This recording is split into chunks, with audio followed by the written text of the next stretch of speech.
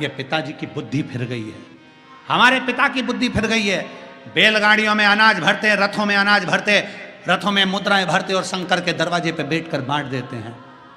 कुछ संयम होना चाहिए, कुछ नियम होना चाहिए।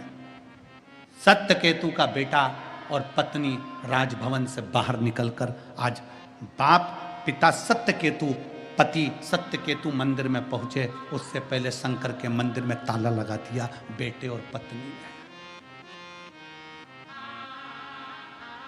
नर्मदा पुराण का यह चरित्र कहता है, राजा सत्यकेतु की पत्नी और पुत्र ने शंकर जी के मंदिर में ताला लगा दिया। ताला लगाकर बाहर आते से सत्यकेतु ने देखा, आज मैं कैसे दान करूंगा, आज मैं कैसे बांटूंगा, मेरे महादेव का तो दरवाजा बंद पड़ा है, द्वार बंद है, क्या करूं मैं। सत्यकेतु बाहर आकर बैठ गया। बेटा और पत्नी जो अनाज आया था, जो मुद्रा आई थी, बांटने का सामान था, सब लेकर चले गए। एक दिन नहीं, रोज सत्यकेतु जब बांटने के लिए जाता, पत्नी और पुत्र सारा की सारा सामान लेकर आ जाते, बांटने नहीं देते, यह हमें बर्बाद कर देगा।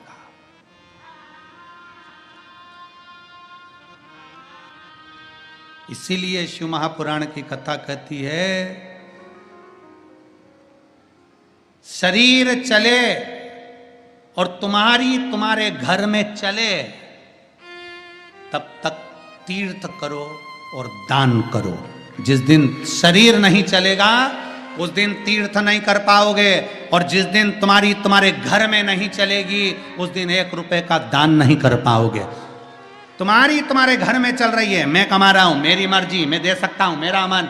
जिस दिन घर में मालूम पड़े बहू आ जाए, बेटा आ जाए, परिवार बढ़ जाए, बढ़ता परिवार कह देगा, क्या पापा जी, क्या दान देने जा रहे हो, क्यों पानी पिला रहे हो, क्यों बिस्कुट खिला रहे हो। जिसने कथा कराई वो जाने, अपन काय को खिलाएं, अपन क्यों दे, अपन क्यों ठेहुआ बना कर ले जाए, अपन क्यों पूड़ी बना कर ले जाए, अपने को क्या करना, जो कथा करवाए वो जाने। पर नहीं, जब तक शरीर चले और तुम्हारे घर में चले, शरीर चले तो एक बार शिव महापुराण के पंडाल में बैठकर कथा जरूर सुनो, और अगर तुम्हारे घर में चले तो दोनों हाथों से दान जरूर करो, सत्कर्म करो, पुण्य करो, बन सके वैसा कर्म करते रहो। चले तुम्हारे घर में जब तक कर्म। सत्यकेतु रोता, आंखों में अश्रु भर लिया, मेरी पत्नी मेरा बेटा ऐसा हो गया, दान नहीं करने देता, पुण्य नहीं करने देता, क्या करा जाए। सत्यकेतु की आंख में जल भर गया। आज मेरे विश्वनाथ, आज मेरे भोलेनाथ मंदिर में से, खिड़की में से कूद कर बाहर निकले, रूप बदल कर। सत्यकेतु मंदिर के दरवाजे के बाहर, ताले लगे मंदिर के बाहर बैठकर रो रहा था। शिव जी उसके पास में आकर बैठे, कंधे पर मेरे बाबा ने सत्यकेतु के हाथ रखा, हाथ रखकर पूछा, बाबा आप तो नगर के राजा हो, राजा सत्यकेतु, तू तो राजा है, मुझे दान दे दे कुछ। राजा सत्यकेतु आंख में आंसू भरता हुआ कहता है, मैं काय का राजा, राजा तो अंदर ताले में बंद है, मैं तो भिखारी हूं, मैं तो भिखारी हूं। राजा तो अंदर ताले में बंद है, मैं भिखारी हूं।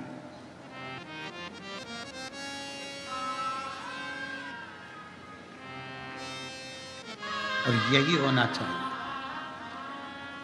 सेठ मत बनो, सेठ बनोगे तो टेंशन बढ़ेगी।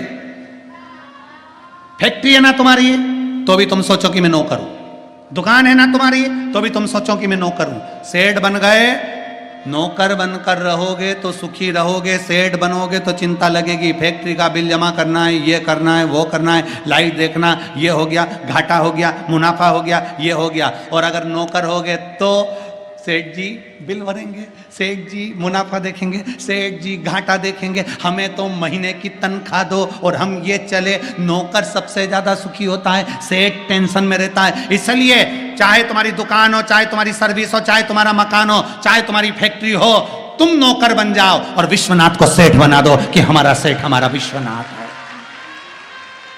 हम नौकर वो सेठ। तो चिंता किसकी, जम के बोलो जरा, विश्वनाथ।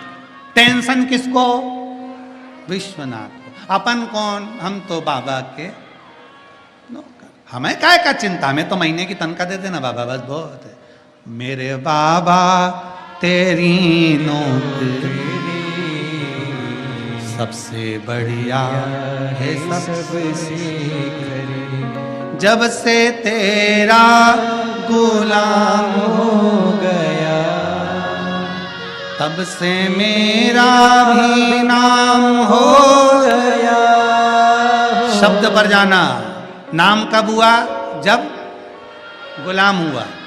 जब से तेरा गुलाम हो गया, सेठ थे तो नाम नहीं था, गुलाम बन गए तो तनख्वाह मिलने लगी, सेठ वो नाम अपना हो रहा है। जब से तेरा गुलाम हो गया, तब से मेरा भी नाम हो गया। वरना औकात क्या थी मेरी, सबसे बढ़िया ये सबसे भोले बाबा तेरी नौकरी, सबसे बढ़िया है सबसे। नौकर बन जाओ, वो टेंशन उसको दो।